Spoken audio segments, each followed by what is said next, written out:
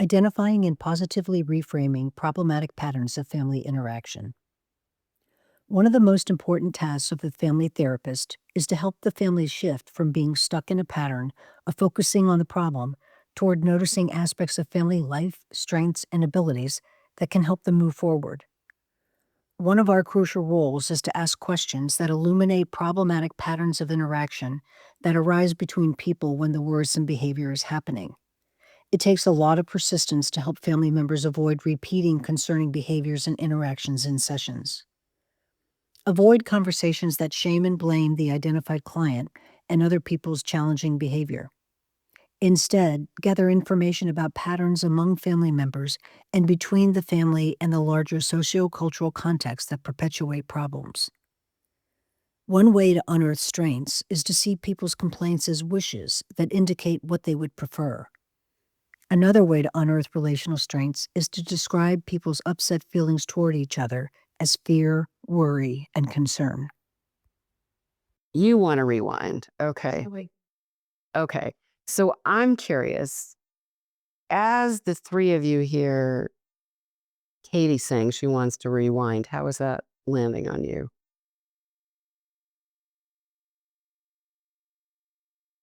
Particularly interested in your reaction, Maggie, because I know you're really worried. I wish. You wish. I wish we could rewind 5 years, but it's not. Stuff has happened, Yeah. Katie. And so So look at me. yeah. When did you hear Katie say, like, I thought I heard her say she wanted to be happy and everybody to be happy. Did you hear that part? Yeah. Yeah. So how does that land on you? It. I'm just shocked that she said that. Really, because It doesn't make sense, kind of? it doesn't make sense. Okay. She doesn't act happy. She's trying to kill herself, Okay. and so it's like, So it's hard for you to understand. yeah, If there was truth to that there is a part of her that wants to be happy and wants everybody to be happy, how would that affect you? that would be great. Okay. That would be wonderful. Okay. Yeah. But it sounds like it's really hard to I mean, do you think she would lie about something like that? Or do you think she's covering things up? Or what's making it hard to sort of let that in a little bit? I don't know. I mean, it's like, if that's the way that you're feeling, that would be great, but that's not the way that you act. So Okay. it's like, I mean, are you? I'm puzzled too You're puzzled by her saying that? that she wants to be happy. Really? Say more. So you're finding that confused. So it sounds like you're thinking, how is that landing on you? How is that different than what you were believing about what she wanted? Because we have tried to talk to her. She won't tell us why she did what she did. Okay. She's closed about what happened to her.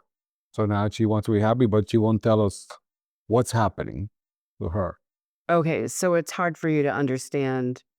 How do we go to be happy, but she doesn't want to tell us what makes her unhappy. Okay. So you've been trying to get her to tell you what makes her unhappy. And sounds like you have an idea. Do you have an idea that the way for her to be happy is to tell you why she's unhappy?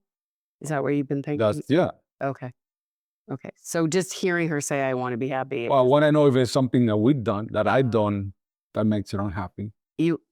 So there's a part of you that's worried there's something you might have done to Right. make her unhappy. Do you share that? Yeah, if we talk about it all the time, or like, you know, we so much wanted kids, and we were so happy when we adopted the 2 girls, and we just, in when they were younger, we had, like, fun, like, we would go together, and then all of a sudden, Katie's, like, cutting, and, I'm like, what did we do? Did we? Right. Because we wanted, I mean, they didn't have easy childhoods, and we wanted to make it a difference in their lives, and just So were you thinking that, so you knew both Lexi and Katie didn't have easy childhoods when you adopted them. But were you thinking that, what were you thinking about that when you adopted them? I was thinking that between the two of us, we were gonna take care of them Mhm. in a way that they were gonna feel it so much better. Oh, I see. That So they're you gonna that they're gonna have what they didn't have before in this home. and that would make up for That the will make up, past. yes. Mm, Because she's done a lot of things for them. yeah. She's been a really good mom to the kids. Mm. And, Okay, so this is really heavy. And there's a part of me that feels very moved by what you said. And I'm curious, we just started meeting, so I don't know. I don't know if it's asking too much at this point. If What are your thoughts when you hear what your parents are saying, both of you?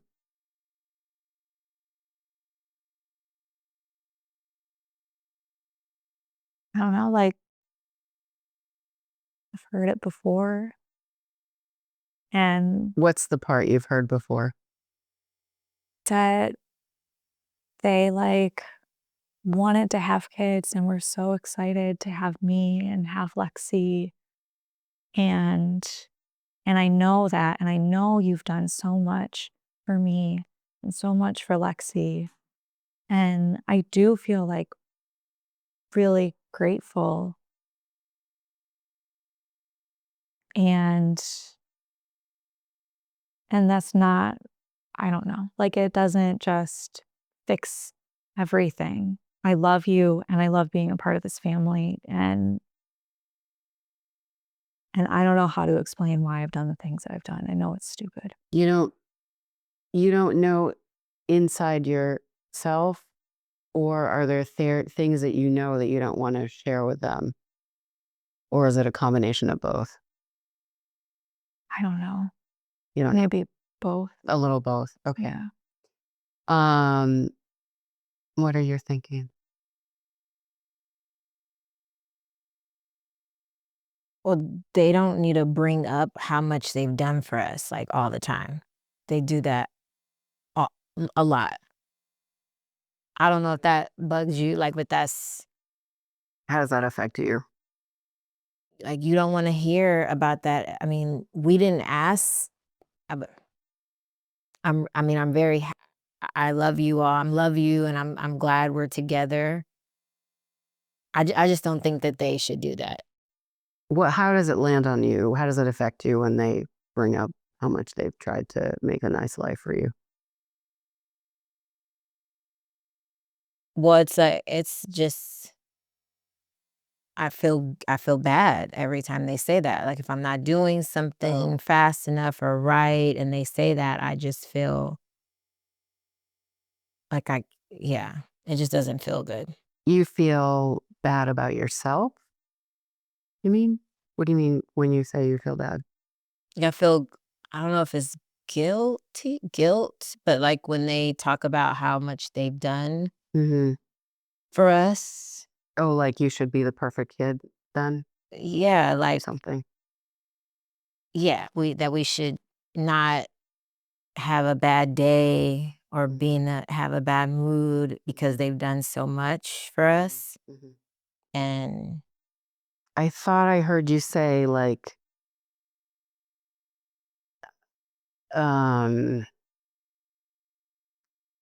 that you appreciate being adopted, but it's not like you chose the life that you were dealt. Is that kind of what you were trying to say? yeah, I just don't wanna be reminded all the time Hmm. that I don't wanna be reminded all the time that they do so much for us, and I don't know, what do you think do you feel any kind of way when they do that? Yeah. I think I feel the same way. That Which can you say more about how you feel? that sometimes it's hard to hear that because I feel guilty too, and, like I'm a burden on you. Mm. So, I just want to say, if I were the two of you, I'd be feeling kind of heavy right now. And I want to appreciate how hard it is, what all of you have been through. Like this journey of creating a family of 4 for all of you has been maybe more complicated than you thought it was going to be.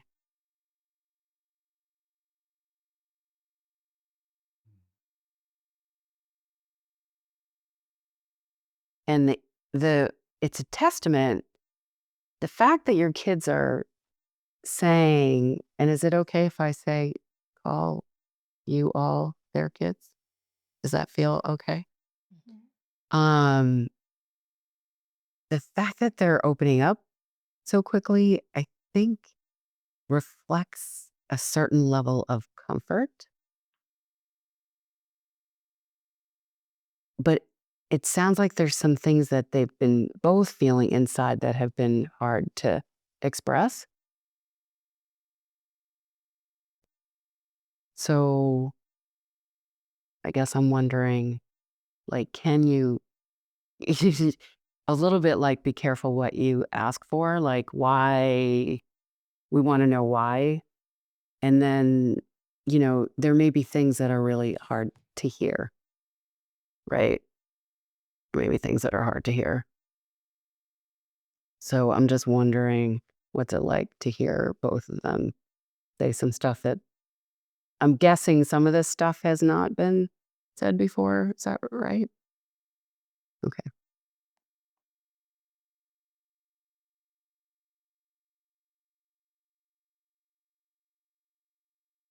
It is a heavy to hear they talking about how much we sort of mention this effort that we put together. Um, but I haven't been doing that just to make them feel bad, but to sort of show them appreciate what they Your intention was to help them appreciate what they had as opposed to make them feel bad. Is that what you're saying? So can you just let them know that? Or what's it like for you? So what's it like for you to hear that your intention to help them to be appreciative and happy landed in a way that wasn't so good? Like what's that like for you to hear that? Mhm.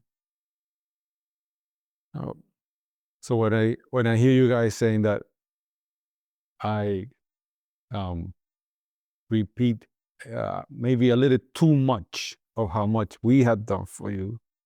Uh, I I feel like I um